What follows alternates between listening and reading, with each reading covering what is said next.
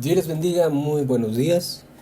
El día de hoy, 10 de febrero, tenemos la lectura en Éxodo, capítulos 27 y 28, en Salmos, capítulo 41, en Marcos, capítulo 13, y Romanos, también capítulo 13. Yo quisiera hablar un poco sobre Marcos, el Evangelio de Marcos. En el capítulo 13, en el versículo 11, dice de la siguiente manera: Pero cuando os trajeren para entregaros, no os preocupéis por lo que habéis de decir, ni lo que penséis, sino lo que os fuere dado en aquella hora. Eso hablad, porque no sois vosotros los que habléis, sino el Espíritu Santo. Jesús les hablaba acerca de las señales antes del fin, así se subtitula esa sección de la lectura. A partir del versículo 3 empieza a hablar acerca de eso, del Señor Jesucristo. Pero hay ciertos momentos que podemos nosotros ver o notar que Jesús hablaba acerca ciertamente de las cosas del fin, del tiempo, pero también hablaba en algunos momentos, lo podemos notar concretamente, directamente a los discípulos, quienes más adelante se convertirían en apóstoles.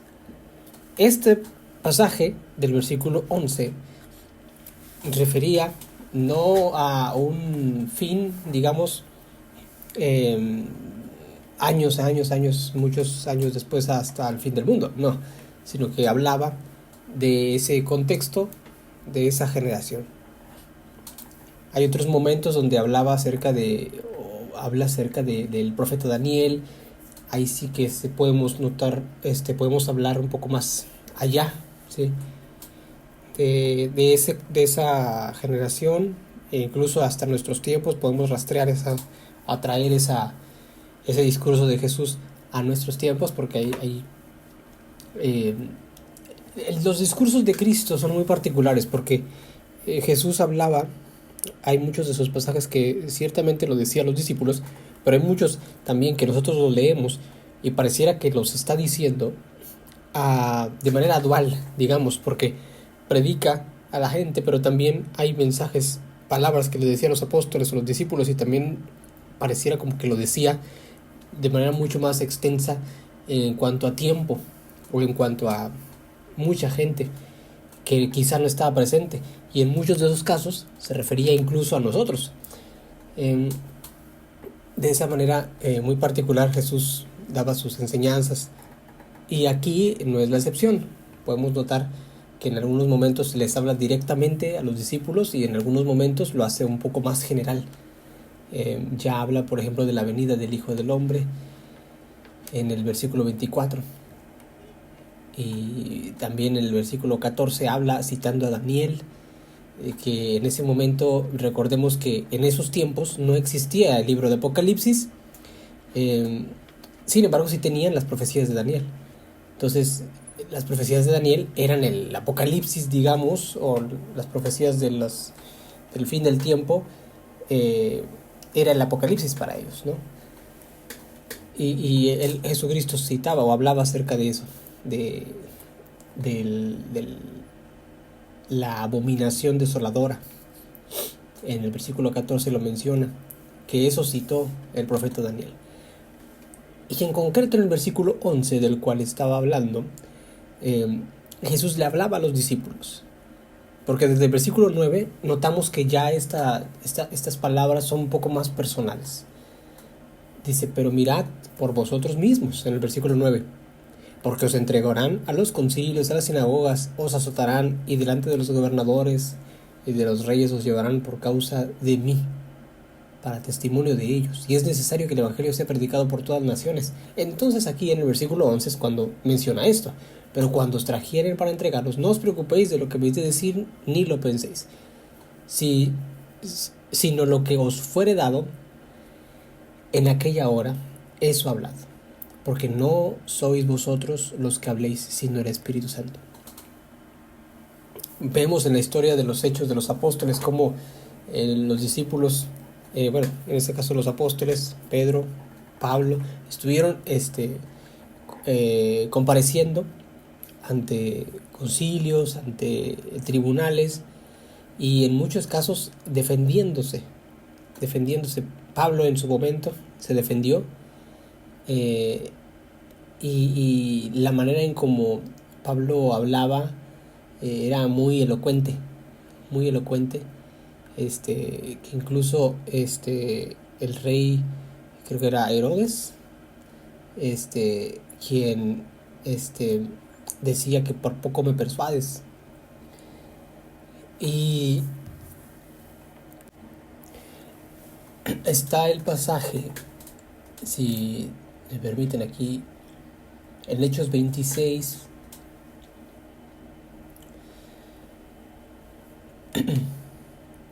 dice 24 en adelante, dice: diciendo él estas cosas en su defensa,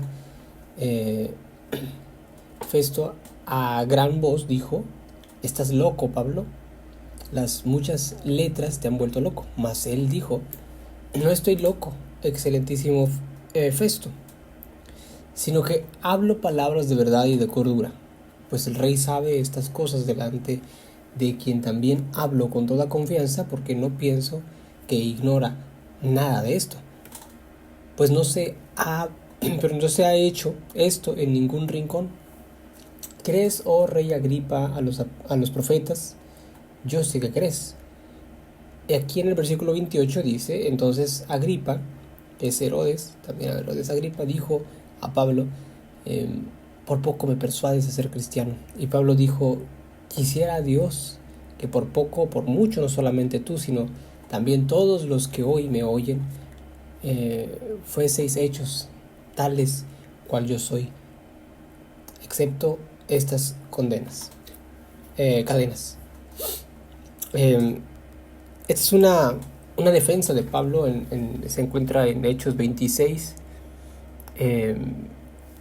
Todo ese capítulo es una defensa de Pablo. Y regresando a Marcos, ¿verdad? Mucho tiempo antes Jesús les había dicho: van a comparecer, van a estar ante concilios, van a estar ante muchas personas, y los van a azotar, los van a enjuiciar, etcétera, muchas cosas van a sufrir por causa mía. Y dice algo muy interesante aquí Jesús, dice: pero no se preocupen por lo que van a decir. Es decir, ustedes no preparen un sermón, no preparen absolutamente nada, porque el Espíritu Santo va a hablar por ustedes. Y eso es lo que lo que notamos cuando leemos las Escrituras. De pronto, de un momento a otro, fueron apresados y fueron llevados ante concilios. Entonces, la manera en cómo se desenvolvían o cómo hablaban era muy, muy diferente a como antes que sucediera eso, porque el Espíritu Santo los estaba guiando. De lo que nosotros podemos aprender de este pasaje, de la advertencia que Jesús, o no advertencia, sino también una enseñanza que iba a ser hecha realidad en su momento, es que tengamos a consideración el Espíritu Santo. Cuando el Señor Jesús habla esto, dice: porque no sois vosotros los que habláis, sino el Espíritu Santo. Jesús también lo que está tratando de decir, lo que dice, es que no debe poner, o no deberían de poner, un tipo de defensa personal considerando sus capacidades intelectuales, considerando sus conocimientos, etcétera. Sabemos de antemano que Pablo era, de los apóstoles, era el más intelectual. Hace algún tiempo yo estuve leyendo un poco acerca de él y adentrándome a su historia, adentrándome a quién era Pablo. Y fácilmente él, si Jesús no se hubiera aparecido en su camino, Pablo pudiese haber sido uno de los grandes filósofos de la antigüedad, porque tenía un gran intelecto. Incluso en un pequeño librito que escribí mencioné que encontré unas aparentes cartas entre Pablo y Séneca. Séneca fue un hombre, uno de los grandes filósofos de la antigüedad y contemporáneo de Pablo. De hecho, Pablo conoció al hermano de Séneca. Séneca es uno de los grandes filósofos del estoicismo. El estoicismo en esa región donde se encontraba Pablo, pues era de mucha relevancia, y Séneca pues era contemporáneo. Pablo conoció al hermano de Séneca, el procónsul de Acaya, quien, por cierto, el procónsul de Acaya lo digamos, podría decirse que lo defendió, porque lo iban a enjuiciar a Pablo. Entonces el procónsul de Acaya simplemente no hizo caso omiso a lo que les estaban enjuiciando y lo dejó ir. Y hay unos documentos muy, muy antiguos donde Séneca le escribía a Pablo diciéndole, elogiándolo por las cartas, porque nosotros vemos, por ejemplo, la carta a los romanos, la carta a los efesios, vemos primera y segunda de Corintios, y los vemos parte de un compendio de libros que se llama Biblia. Pero en aquel tiempo pues eran documentos, eran cartas. Entonces ellos llevaban una carta y se la llevaban a otra iglesia, y luego para otra, y así las llevaban como cartas que eran personales, algunas como la de Timoteo, pero algunas eran más generales, como las de Corintios, la de Efesios, Tesalonicenses, pero estaban siendo distribuidas por el gran valor que tenían. Entonces, en algún momento, una de estas cartas llegó a manos de ese filósofo, Séneca, y le escribió y le dijo, bueno, al menos es lo que leí, le dijo que el conocimiento que puede notar en sus escritos pareciera que no viene de usted, sino de algo mucho más superior. De alguna forma, claro que no solamente eso dijo, ¿verdad? Dijo mucho más, pero elogiaba la manera en cómo Pablo instruía a las iglesias. También algunos historiadores, que todavía no está 100% confirmado, pero algunos dicen que Séneca pudo haber aconsejado a Pablo en su momento de elementos, del uso de elementos retóricos, porque Séneca era un gran orador, un gran él exponía muchas cosas. Entonces estaba frente de un gobierno y no era un emperador, pero era parte de ese gobierno, y tenía mucha responsabilidad, y por supuesto, tenía que estar al frente de hablar, comparecer, etcétera. El punto de todo esto que les quiero decir es que Pablo era una persona muy intelectual y muy, muy capaz, y él pudo haber usado muchos elementos. También recordemos en los Corintios, Pablo omitió el uso de las capacidades intelectuales que tenía para poder persuadir a la gente, y decía, no, aquí no voy a usar elementos de comunicación persuasiva ni nada de eso, sino que va a ser plenamente con el poder de Dios. Había una necesidad muy importante en esa región, en Corintio, y así fue. El poder de Dios se manifestó de una gran manera en Corinto. De hecho, en toda la Biblia, creo que donde se habla acerca del don de lenguas y de la manifestación del Espíritu Santo es en Corinto. Entonces, por supuesto que ahí hubo un énfasis del Espíritu Santo y su manifestación mucho más que en algunos otros lugares. Y, y fue la verdad, muy interesante cómo Jesús habló de esto y prácticamente les dio ese consejo: no buscar en sí mismos unas palabras, sino dejar que el Espíritu Santo sea el que fluya y el que hable. Vamos a leerlo nuevamente, versículo 11 del capítulo 13 de Marcos. Sí. Dice: pero cuando os trajeren para entregaros, no os preocupéis por lo que habéis de decir ni lo que penséis. Aquí nos detenemos por un momento. No os preocupéis por lo que habéis de decir ni lo que penséis. Claramente Jesús hablaba acerca de que tenía quizá, o habrían en algún momento, quizá podrían tener alguna capacidad para poder refutar, para poder hablar, para poder incluso persuadir a ciertas personas. Sin embargo, Jesús decía: no se preocupen por eso, no es tan importante, sino lo que, aquí voy a continuar la lectura, sino lo que os fuere dado en aquella hora, eso hablad. No lo que yo voy a encontrar en mi mente, sino lo que Dios me va a dar. Porque no sois vosotros los que habléis, sino el Espíritu Santo.